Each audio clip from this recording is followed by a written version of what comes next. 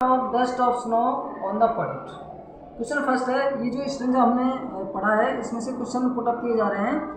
First question है, what is the impact of dust of snow on the point. Means कवि के हृदय पर बर्फ के कणों का क्या प्रभाव है। क्वेश्चन है, what is the impact, impact होता है प्रभाव, what is the impact of dust of snow on the point. Means कवि के हृदय पर बर्फ के कणों का क्या प्रभाव है। तो क्या प्रभाव पड़ा था, जब बर्फ के कण कवि के सिर के ऊपर गिरे तो उसके बाद में क्या प्रभाव पड़ा था उसके बारे में स्टेज में बताया गया है। The impact of dust of snow on the point is that it has changed the heart and the mood off the point. बर्फ के कणों का कवि के मन और हृदय पर यह प्रभाव पड़ा कि उसने कवि के हृदय और मन में परिवर्तन ला दिया। ये इसका इम्पैक्ट हुआ था। Question number second, what saved by dust of snow.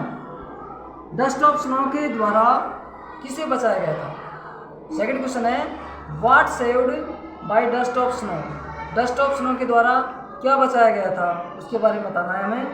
तो क्या बताया गया था, क्या बचाया था उसके बारे में है कि dust of snow saved some part of day to the point. Dust of snow ने कवि के लिए दिन का कुछ समय बचा दिया था। दोबारा देखिए, what saved by dust of snow. Dust of snow ने क्या बचाया था। Answer, the dust of snow saved some part of the day to the point. Dust of snow ने कवि के लिए दिन का कुछ समय बचा दिया था। Question number third. अब क्वेश्चन नंबर थर्ड में ग्रामेटिकल जो क्वेश्चन है वो पुट अप किया जाता है।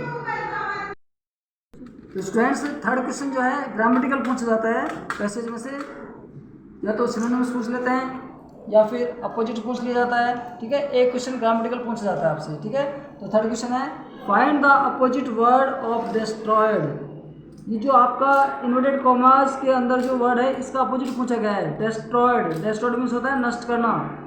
अब इसका अपोजिट क्या है यहाँ पर, सेव्ड। सेव्ड मीन्स बचाया। ठीक है, इस तरह से आज हमने सेकंड स्टेंजा पढ़ा डस्ट ऑफ स्नो का। उम्मीद है आपको समझ में आ गया होगा। इसके बाद फिर रिपीट करते रहेंगे। थैंक्स।